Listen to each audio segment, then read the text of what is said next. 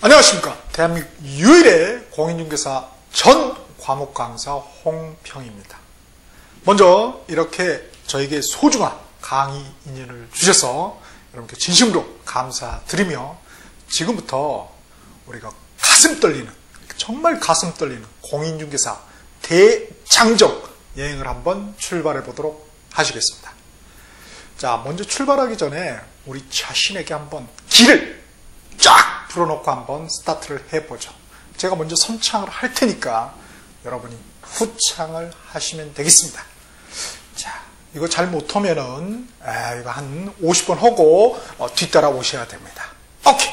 자, 제가 먼저 선창을 하시겠습니다. 자, 먼저 가슴을 쫙 펴고 화이팅! 잘 하셨습니다.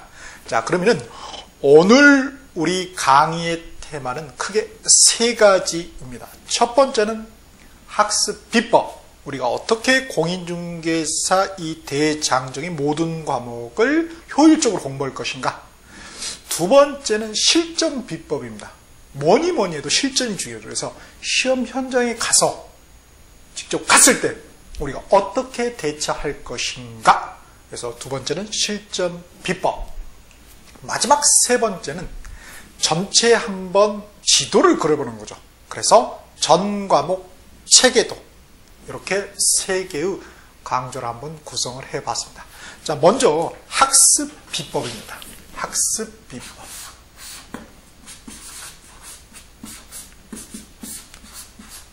자, 우리는 어디까지나 어떠한 학습입니까?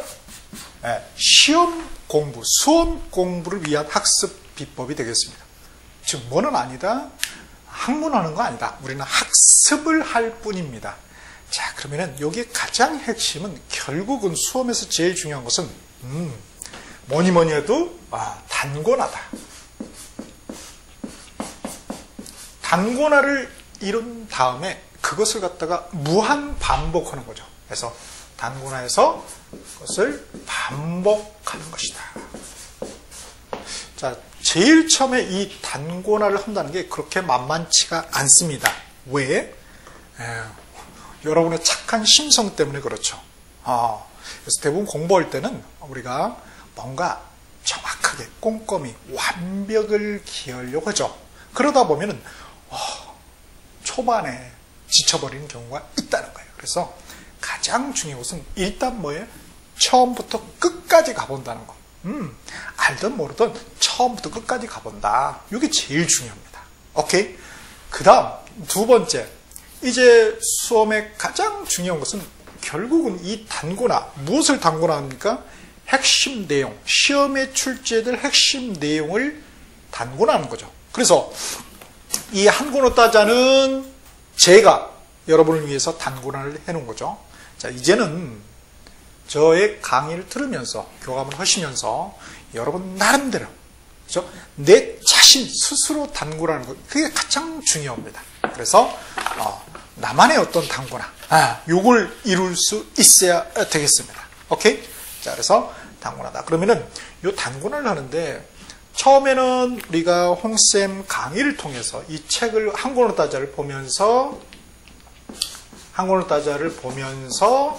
다시 한권어 따자의 단권을 하는 거죠. 두 번째는 시험에 출제자가 어떻게 냈는가. 중요한 것은 결국은 내 관점으로 공부하는 게 아니라 출제자의 시각으로 볼 수 있어야 되겠죠. 출제자. 그래서 그거는 기출 문제가 되겠습니다. 그래서 두 번째 이제 또 기출 문제를 통해서 한번 단권하는 거죠. 마지막은 우리가 모의고사를 통해서 이렇게 단권을 하는 겁니다. 자, 이렇게 단권화가 된 이후에 이 단권화된 책자를 어떻게 해야 된다? 반복해야 한다. 얼마만큼? 무한대. n제곱만큼. 그래서 최소한 우리가 한 20회독 이상은 단권화를, 그죠? 20회독 이상은 우리가 반복을 해야 되겠습니다. 자, 요 내용을 우리 한권어 따자 1차 또 2차도 마찬가지입니다. 맨 앞 페이지에 보면은, 맨 앞 페이지 좀 넘기시면은 공인중개사 합격의 비밀 이렇게 되어 있습니다. 거기에 제가 첫 번째 처음 시험을 준비하는 수험생의 학습법, 학습 비법이죠. 그렇죠? 그걸 쭉 기술을 해놓은 겁니다. 자, 이제 수험적 관점에서는 이 두 개가 핵심이죠. 학습 비법이. 자, 또 하나 우리가 곰곰이 좀 생각해 볼게. 태도. 무식한 말로 attitude. 태도적 관점에서 정말 중요한 것은 엉덩이로 공부한다. 우리는 머리로 하는 게 아니에요. 엉덩이. 그렇죠? 엉덩이로 공부한다. 자, 그리고 어떻게? 스티브 잡스가 얘기했듯이 stay foolish. 우직하게. 바보처럼 우직하게. 현대 세상은 그죠? 천재들이 넘쳐나죠. 천재들이. 그러나 정말 드문 사람은 바로 우직한 바보입니다. 공부도 맞잖아요. 우직하게 하는 거예요, 그냥. 오케이? 날이 좋으면 날이 좋은 대로 오고, 날이 흐르면 날이 흐른 대로, 몸이 아프면 아픈 대로, 늘 숨 쉬듯이 늘 한다 이거죠. 그죠? 우직하게 하는 게 제일 중요하겠다. 자, 그래서 거기 보면은 첫 번째 검정점이 뭐 되어 있습니까? 기본 이론 학습을 처음부터 끝까지 완주하는 것이 제일 우선입니다. 이렇게 되어 있죠. 이게 제일 중요한 거예요. 그래서 어설프더라도 한번 아웃라인, 어떤 개요는 한번, 그죠? 밑그림을 한번 그려보는 거예요. 화가들이 그림 그릴 때 처음부터 정밀하게 그리는 게 아니잖아요. 맞아, 뭐냐, 선생님 강의 들어보면서 이렇게 잘 모르지만, 뭐 그런 게 있네. 이해 안 돼도 그냥, 뭐 그러나 봐. 이러면서 쭉 한번 스키핑을 하는 거죠. 그러면서 첫 번째 단권을 하는 것입니다. 자, 봅시다. 그 다음. 두 번째가 기출 문제죠. 그렇죠? 그래서 나온 문제가 또 나옵니다. 어떻게? 조금 변형돼서. 그죠? 약간 변형돼서. 문제 스타일이 바뀌든 보기가 좀 바뀌든. 결국은 우리가 앞으로 시험장에서 직접 맞닥뜨릴 그 시험 문제는 뭐다? 이미 나온 문제냐라고. 이미 나온 문제다. 오케이? 그게 제일 중요합니다. 시험에서. 그래서 기출문제를 절대 소홀히해서는 아니 되겠습니다. 그래서 심지어 이제 보면은 우리가 각 과목별로 40문항씩을 봅니다. 자, 그런데 그 중에 많게는 절반 정도가 기출문제하고 거의 유사해요. 아무리 적어도 30%. 그래서 30에서 50% 정도는 기출문제의 재탕이다. 이렇게 보시면 돼요. 오케이? 꼭 그것을 먹어야 되는 거예요. 야, 그래서 우리 기출문제를 풀면서 또 단권화를 이룩하는 거죠. 두 번째 단권화입니다. 자, 다음에 세 번째 점. 모의고사를 실제 시험처럼 활용합니다. 자, 제일 중요한 것은 실전 감각이죠. 태권도 딱! 태극 일자! 알면 뭐합니까? 깡패하고 붙었어. 바로 깨지잖아요. 그쵸?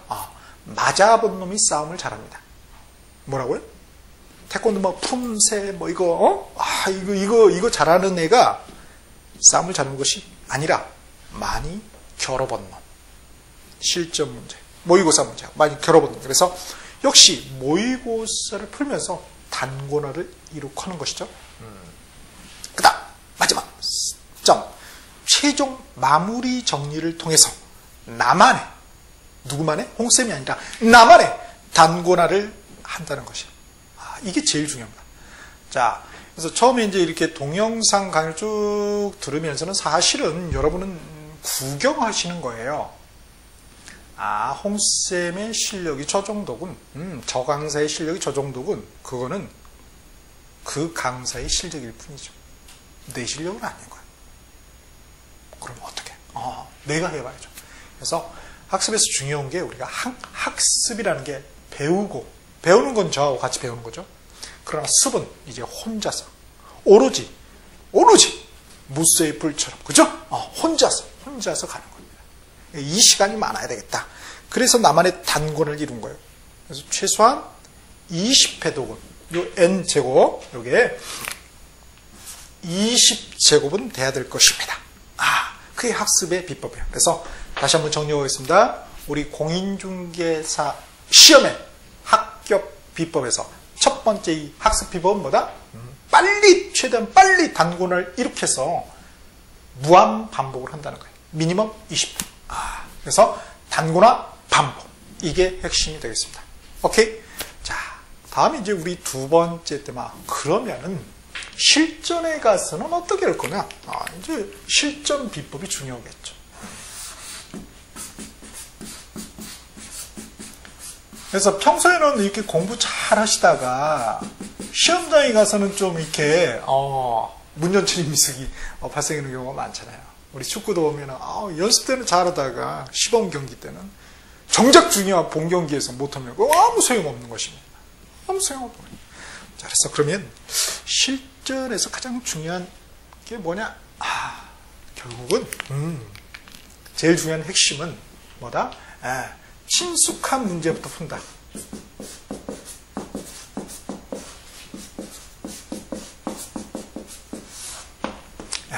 친숙한 문제부터 빨리 푸는 거예요.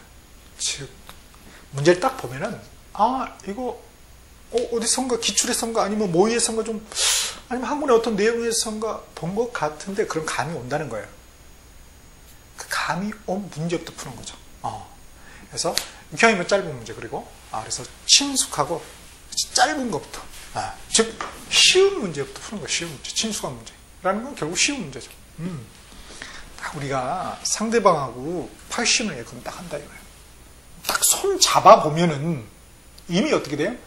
저놈을 내가 이길 수 있겠다 없겠다 바로 감이 오죠. 오케이. 그러면 이길 수 있는 것부터 해결하면 좋겠습니다. 오케이. 자, 요 내용은 다음 페이지 이제 넘겨보시면은 두 번째가 과목별 효과적인 학습 방법, 그 다음에 세 번째 실전 문제풀이 비법 이렇게 돼 있죠. 그래서 첫 번째 쉬운 문제, 즉 쉬운 문제라는 것보다 짧고 친숙하고 짧은 문제라는 거야. 요거부터 푼다는 거야. 오케이? 제일 중요합니다. 그래서 쉬운 문제는 감이 오는 문제죠, 그렇죠? 그 다음에 그러면은 이제 거꾸로 생각하면은 어려운 문제는 가장 나중에 푼다는 것입니다. 그래서 공인중개사 우리가 1차 딱 보잖아요. 2차도 딱 보고, 그러면 1차에 부동산 학개론, 2차 스타트가 공인중개사 법령 및 중개실무입니다. 그랬을 때 그 1번 문제가 있잖아요. 쉬우면은 그의 합격성이 많아집니다. 근데 1번 문제가 어렵게 출제되잖아요. 그의 합격성이 확 떨어져요.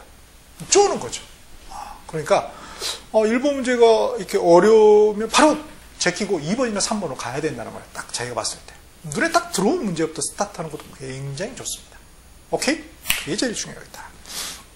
그러면은 쉬운 문제부터 먼저 푸는 거니까 거꾸로 생각하면 뭐예요? 어려운 문제는 가장 나중에 푼다는 거죠. 그럼 어려운 문제가 무엇이냐? 1차의 경우에는 부동산학개론은 계산 문제, 민법 및 민사특별법은 사례 문제, 갑을병정 이렇게 나온 거 있죠? 여기 어렵습니다. 2차는 뭐 딱히 그런 게 없어요, 사실은. 자, 그러면 2차가 관건이죠. 1차를 해야지 뭐 2차가 의미가 있지 않겠어요? 자, 그러면 1차에서 실전 비법은 뭐냐면요. 그 계산 문제, 부동산학 개론의 계산 문제는 오히려 민법의 갑을병정 사례 문제보다 더 나중에 푸는 거예요. 가장 나중에. 오케이? 그게 가장 중요했다는 것입니다. 오케이. 자, 그래서 거기 보면은 4번 동그라미 보면은 자, 새로운 문제. 새로운 문제는 감이 잘 안 오죠. 패턴이라든지 이런 것이. 그 다음에 5번에 계산 문제. 그리고 사례 문제는 가장 나중에 풉니다. 오케이? 자, 한번 외쳐봅시다. 쉬운 문제부터 푼다! 오케이. 쉬운 문제부터. 그러니까 뒤에 있는 기출문제 풀 때도 그거를 직접 적용을 한번 해보시라는 거예요. 그 다음 두 번째 점은 정답으로 확신했더라도 더 확실한 답이 있을 수 있어요. 이렇게 돼 있죠. 물론 이제 좋은 건데 말이죠. 이거는 이제 굉장히 고수들한테 적용이 되는 거죠. 우리 대부분 보면 학교 다닐 때 이렇게 딱 내가 3번으로 했어.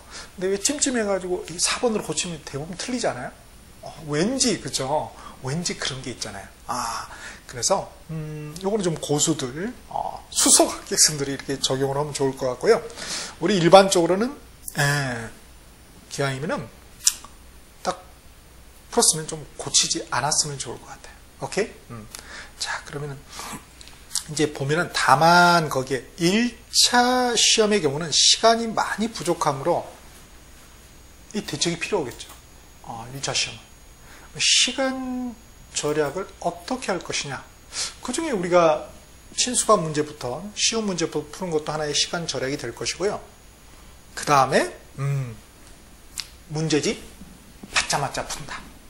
그래서 실제 시험장에 가시면은 보통 이제 고등학교 강의실에서 보잖아요. 고등학교 가서 그 교실에서 보시게 되는데 감독관님이 두 분이 계시죠.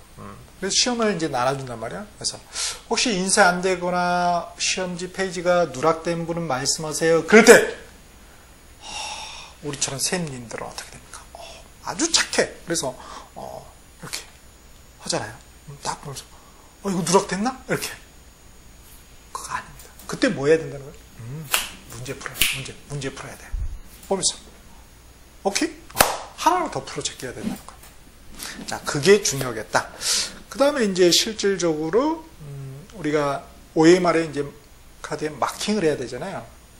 그 마킹하는 그 필기구 자체도 끝이 이렇게 신형 나온 거 보면은 이 동그란 끝부분이 있어요. 이렇게 펜으로 쓸 수 있는 부분도 있고 동그랗게. 그래서 마킹을 때 이렇게 몇 번만, 두 번만 딱 하면은 딱 차지게 이렇게 돼 있는 펜도 있습니다. 자, 그런 것도 좋은 전략이 되겠죠. 오케이. 그 다음 세 번째 점 보니까 말이죠. 전체 문장 흐름상 옳아 보이지만 맞는 보기 같아요. 그런데 글자 하나가 틀려가지고 틀린 보기. 이게 가장 얄밉죠.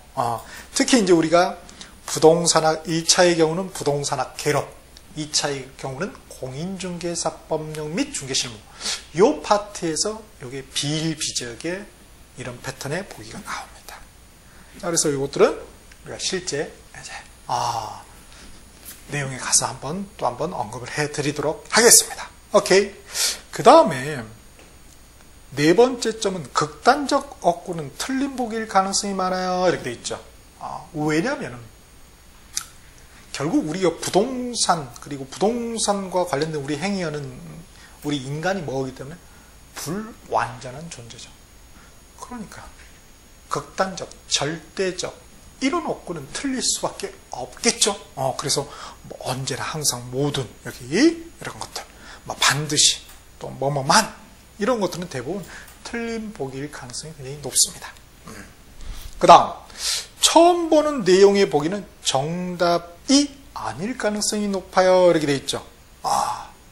쭉 봤는데 한글로 따져 딱 정리를 했는데 그게 없는 거야. 그 내용이. 없는 거 있죠. 그런 것은 그런 보기는 정답이 아닐 가능성이 높다는 거예요. 그러니까 크게 신경 쓰지 않아도 됩니다. 오케이? 즉 우리 아는 내용이 기술된 그 보기, 그게 정답일 가능성이 굉장히 높습니다. 그 다음 페이지 보면은 주어진 문제 끝말을 정확히 읽으세요. 돼 있죠. 알면서 틀린다는 게 바로 이거죠. 끝말을 잘못 읽어가지고 옳은 것인지 틀린 것인지 이거 정확히 잘 읽어야죠. 그래서 항상 문제를 읽을 때 그 위에다 한번 표시를 넣고 나름대로 표시를 넣고 보기를 읽어나가는 게 좋겠습니다. 오케이? 그 다음에 하나 더 팁을 드리자면은 문제를 풀다가 모르는 문제가 반드시 나오죠.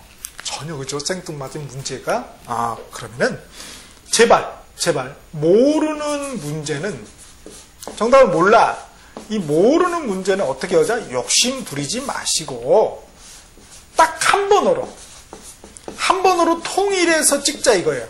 찍어도 좀 이렇게 좀 그럴싸하게 한 번으로 통일해서 찍자라는 것입니다. 예컨대 내가 부동산학개론 문제를 쫙 풀어요. 총 40문제예요. 자, 40문제를 푸는데 1번부터 해서 이렇게 5번까지 보기가 있습니다. 딱 보니까 내가 정답으로 이렇게 이거는 뭐 거의 정답이야. 내가 찍은 게 정답으로 확신한 개수들이 있을 거예요. 근데 예컨대 내가 4번으로 정답으로 확신한 게 가장 적었어. 이게 숫자가 보니까 대부분 찍는 사람이 합격하는 걸 방지하기 위해서 모두 다 1번으로 할 수는 없잖아요. 그러니까 어떻게 됩니까? 안배를 합니다. 그래서 대부분 7개에서 정답의 개수가 9개입니다. 각 번호별로 7개에서 9개예요. 그럼 생각해요. 여러분 4번이 이 2개밖에 안 나왔어요. 정답으로 확신하게.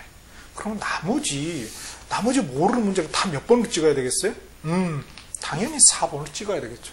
이걸 갖다가 막 이렇게 해가지고 빗사이로 막 가는 그런 우를 범하면 안 되겠죠. 그렇죠? 그러니까 제발 모르는 문제는 한 번으로 찍자. 실전에 가서. 굉장히 중요합니다. 그럼 사실 내가 50%만 절반만 각 과목의 20문제만 정확하게 내가 정답을 맞출 수 있다면, 확신한다면 60점은 산술적으로 당연히 넘게 되어 있습니다. 통계적으로, 확률적으로. 굉장히 효율적이에요. 그렇게 꼭 한번 적용을 하시기 바랍니다. 사실 이거 절반만 내가 잘 이해하면 되는 거예요. 오케이? 자, 이렇게 해서 한번 우리 실전 비법을 한번 살펴봤습니다. 자, 실전 비법 다시 한번 정리하면 제일 중요한 건 뭐다? 제발 짧은 문제, 그죠? 쉬운 문제, 즉 친수감 문제부터 풀자. 그죠? 한번 외쳐봅시다. 친수감 문제부터 풀자. 오케이, 그게 꼭 중요하겠습니다.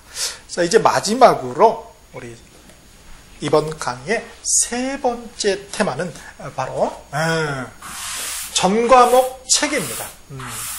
각각의 과목이 되게 많잖아요. 우리가 그 과목들이 어떻게 구성이 되어 있는지. 우리가 여행을 할 때 제일 중요한 게 뭡니까? 김밥이요? 저도 동감합니다. 김밥이 제일 중요하죠. 자, 그런데 김밥보다 더 중요한 거 있죠. 여행을 할 때는 갔다가 다시 돌아와야 되겠죠? 또 가는 중에 길을 잊어버리면 안 되겠습니다. 그러면 제일 중요한 게 뭐다? 지도가 있어야 된다. 나침반이 있어야 된다. 내가 어디쯤 가고 있는지를 알아야 되겠죠. 오케이? 따라서 우리가 공인중개사라는 큰 산을 여행을 하는 거예요. 그러면 거기에 어떤 숲들이 여러 개 있겠죠. 그 지도를 가지고 가야 되겠습니다. 그게 이제 오늘 마지막 3번째 테마, 전과목 체계도입니다.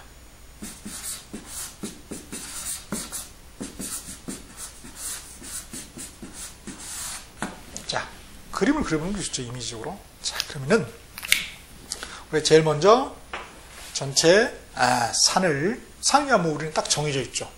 공인중개사라는 산을 여행을 하는 거죠. 그러면 그 산에는 아래쪽에 숲이 2개가 있어요. 1차의 숲이죠. 그래서 부동산학 개론, 민법 및 민사특별법 1차 숲이 2개가 있고요. 그 다음에 그 위쪽에 이제 총 3개의 숲이 있습니다. 2차. 첫 번째가 공인중개사 법령 및 중개실무, 두 번째가 부동산 공시법 및 세법, 세 번째가 부동산 공법.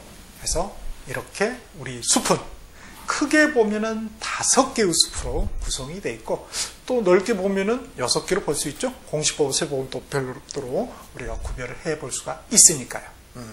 자, 그러면 결국 우리가 지금 여행하는 목적은 뭡니까? 물론 자격증을 따는 것이죠. 근데 보다 본질적인 목적, 왜 우리가 부동산학 개론부터 해서 마지막 부동산 공법까지 배우냐 이거예요. 그것은 결국은 우리 고객들 간에 아파트, 토지를 사고 파는 거, 임대하는 거, 이거를 갖다가 제대로 중개하기 위해서 배우는 거 아니겠어요? 그러니까 제대로 중개하는 거예요. 제대로 중개하기 위해서 배운다. 무엇을? 부동산을 제대로 중개하기 위해서 배웁니다. 그러면은 당연히 뭐예요? 부동산에 대해서 제대로 알아야지 제대로 중개할 거 아니겠어요? 자, 그러면 제대로 안다는 게 무엇이냐? 우리 사람들 간을 이어주는 거죠. 우리 중매하시는 분들, 사람을 잘 제대로 소개하기 위해서 어떻게 합니까? 그 사람의 겉도 알고 그 사람의 속도 막 조사를 하잖아요. 오케이? 그러듯이 우리도 역시 어떻게 된다? 부동산을 제대로 중개하기 위해서는 부동산의 겉과 부동산의 그 속을 제대로 알아야 된다는 거예요. 따라서 부동산을 바라보는 관점이 두 가지가 있겠죠. 첫 번째는 있는 그대로 바라보는 거예요. 그걸 갖다 우리가 물리적 관점 또는 자연적 관점 이런 얘기를 합니다. 그래서 있는 그대로 한번 바라보는 거예요. 오케이? 그게 이제 물리적 관점이죠. 그 다음에 이제 있는 그대로가 아니라 거기에 뭔가 인간적인 거, 인간의 어떤 사고를 이게 넣어가지고 버무려가지고 한번 바라보는 거예요. 그게 인문적 관점이 되겠죠.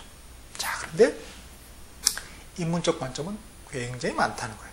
그래서 우리가 배우는 것은 다 이 인문적 관점에서 부동산을 바라볼 수 있는 안목을 제시해주는 그런 과목을 배웁니다. 자, 인문적 관점에서 우리가 제일 중요한 게 뭐니 해도 머니죠. 그래서 경제적 관점에서 바라볼 수가 있겠죠. 경제적 관점에서 부동산을 갖다가 경제적 관점에서 바라볼 수 있어요.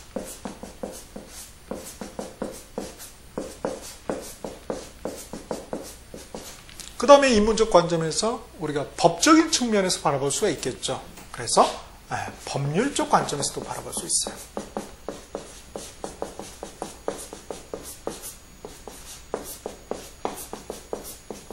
이렇게. 결국 우리가 배우는 모든 과목은 경제적 관점에서 부동산을 바라보는 안목을 기르는 것, 또 하나는 법률적 관점에서 부동산을 바라보는 안목을 기르는 것이구나 라는 것을 알 수 있겠죠.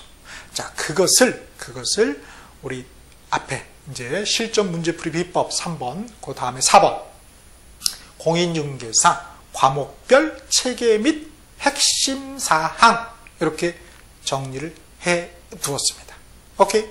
자, 그래서 우리 경제적 관점에서 바라보는 게 뭐다? 그게 바로 부동산학 개론입니다. 물론 부동산학 개론은 우리가 종합 응용 과학이라고 그럽니다. 종합적 관점에서 바라보는데요. 특히 포커스는 바로 이 경제에 포커스가 맞춰져 있습니다. 자, 나머지 모든 과목들 우리 민법 및 민사특별법, 그죠? 민법 및 민사특별법. 그리고 2차에 보면은 다 공통점이 뭐예요? 법이죠. 공인중개사법 및 중개실무, 그죠? 그 다음에 부동산 공시법 및 부동산 관련 세법. 마지막이 부동산 공법. 그러니까 나머지는 다 뭐다? 법률적 관점에서 부동산을 우리 수험생이 잘 바라볼 수 있는 능력이 있는가를 묻는 것이구나 라는 걸 알 수 있죠. 오케이? 자, 이렇게 구성이 되어 있습니다. 자, 그래서 요게 우리 부동산학 개론하고 민법 및 민사특별법이 이게 1차죠. 1차 과목이고 나머지가 이제 2차 과목입니다. 그래서 각 과목 이렇게 40문제씩 출제가 되죠. 물론 이 공시법하고 세법은 한 과목으로 되어 있어요. 다시 우리 공시법도 디테일하게 나눠보면은 공간정보의 구축 및 관리 등에 관한 법률, 우리 줄여서 이제 공관법이라고 할까요? 공관법하고 부동산 등기법 이렇게 또 세분이 됩니다. 그래서 여기가 12문제, 세법이 16문제에서 40문제가 출제가 되죠. 오케이? 자, 이렇게 해서 40, 마지막 공법 40. 이렇게 문제가 구성이 되어 있습니다. 자, 그러면은 우리 시험은 몇 점 이상이면 합격입니까? 60점. 6이 굉장히 좋은 숫자예요, 우리한테는. 60점 이상이면 합격하는 시험입니다. 대신 과락이 없어야 되죠. 과락. 40점 밑으로인 과목이 있어서는 아니 되겠어요. 그리고 1차 따로 2차 따로 이렇게 구별해서 채점을 합니다. 그래서 1차만 합격하는 것이 낫죠. 2차만 합격하는 것보다도 2차만 합격하면 아무 의미가 없습니다. 그죠? 예선을 통과 못했는데 결국 아무 의미가 없잖아요. 그렇죠? 그래서 우리 1차가 가장 중요하다고 볼 수 있어요. 오케이? 자, 그래서 이렇게 그래서 보면은 결국은 우리가 60점이 나오려면 최소한 몇 점을 목표로 해야 되죠? 60점을 목표로 하면 60점이 안 나오죠. 그래서 우리가 한 70점. 목표는 한 70점을 잡는 거예요. 70점. 그렇죠? 그러면 부동산학개론, 민법 및 민사특별법 70점 각각. 이건 어디에 보태줄 게 없다. 1차는 보태줄 게 없다는 거예요. 오케이? 어떤 분은 이 부동산학개론이 쉬운 분이 있어요. 경제학을 공부하신 분들은. 법학을 공부하시면 민법이 쉬울 수도 있겠죠. 그러나 매년 그 경향은 달라요. 어느 해는 부동산학개론이 어렵게 나올 때가 있고요. 또 어느 해는 민법 및 민사특별법이 굉장히 어렵게 나올 때가 있습니다. 그러니까 전략 과목이 있을 수가 없는 거죠. 1차는. 그러니까 골고루 해야 되는 거예요. 오케이? 단, 이 민법이라는 것은 결국은 모든 과목의 기초가 된다는 걸 알 수가 있어요. 모든 과목의 기초가 되는, 그리고 가장 중요한 과목입니다. 그래서 민법에 굉장히 많은 시간을 들여야 되는 거죠. 하루도 빼지 말고. 그래서 그런 측면은 있겠지만은 어떤 점수적인 측면에서는 둘 다 똑같다는 거예요. 그 다음 공인중개사법, 2차에 공시법, 세법, 공법인데 여기서는 전략 과목이 있어요. 바로 이 공인중개사법이죠. 그래서 공인중개사법은 반드시 여러분이 100점을 목표로 해야 돼요. 그러면은 80에서 90 사이가 나올 거예요. 실제 점수는. 이게 80이 나오면은 요거 두 개에 공시법 세배 50, 공법 50 맞게 되면은 80에서 10, 10에서 60점 평균이 나오죠. 대부분 그렇게 합격하세요. 그래서 자, 모든 과목의 가장 기초가 되고 중요한 것은 민법이다. 그래서 처음에는 민법을 최대한 같이 공부하시되 민법에 최대한 많은 시간을 들여서 민법을 빨리 끝내놔야 돼요. 오케이? 그 다음 2차에서는 바로 이 공인중개사법을 만점 맞자는 거예요. 오케이? 자, 요게 핵심이라는 거예요. 자, 그러면 대체 뭘 배우나 이거예요. 이 과목은 핵심이 무엇이냐? 자, 부동산학 개론의 핵심은 결국은 부동산과 관련된 용어들이 나올 것이에요. 그리고 또 우리가 그 부동산 가지고 노는 활동, 부동산 활동과 관련된, 부동산 행위와 관련된 용어들이 나올 것입니다. 그 용어의 개념과 파급 효과를 이해하는 게 가장 핵심이 됩니다. 오케이? 그 다음, 민법에서는 여기서는 부동산 활동 행위인데 어떤 행위냐면 주로 경제행위죠. 근데 여기서는 뭐예요? 민법에서는 부동산 가지고는 법률행위. 그죠? 그 법률행위를 했을 때 어떠한 법률 효과가 나오느냐. 여기는 파급 효과, 여기는 법률 효과.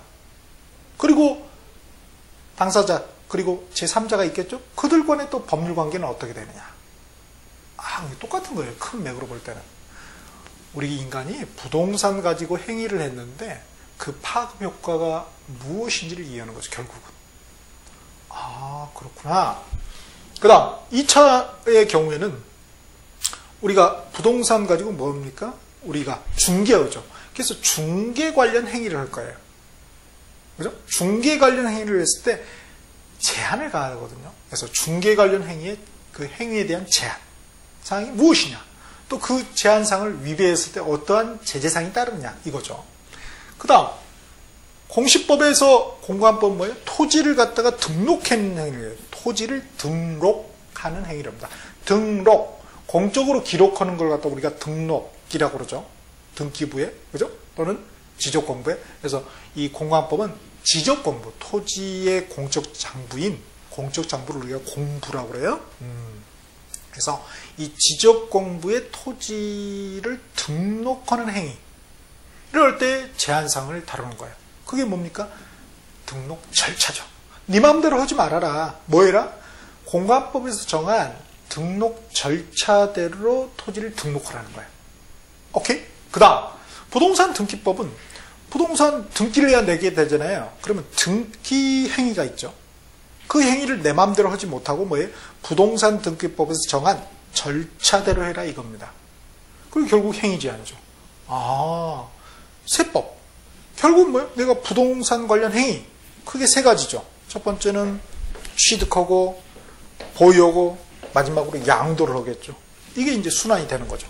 취득, 보유, 양도행위. 부동산의 취득, 보유, 양도행위 관련해서 그때마다 뭐 하겠다는 거예요? 세금을 부과하겠다는 거예요.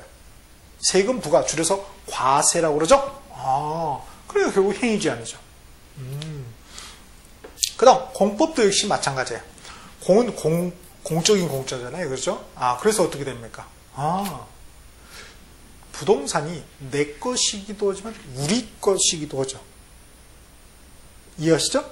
내 것이기도 하지만 우리 것이기도 하단 말이에요. 또 우리 후손 것이기도 해요.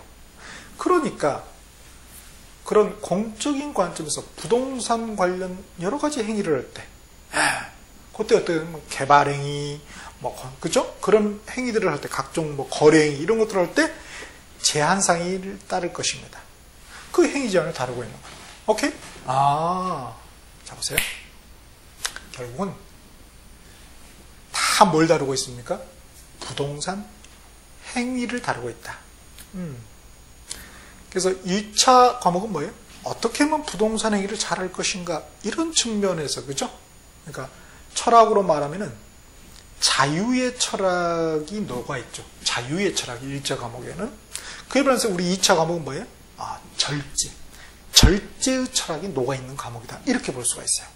자, 그래서 우리 교재 맨 앞에서 이제 세 번째, 다음에 이제 네 번째, 공인중개사 과목별 체계 및 핵심사 기술이 되어 있죠? 그것들입니다. 이렇게 딱 정리를 해놨어요. 오케이?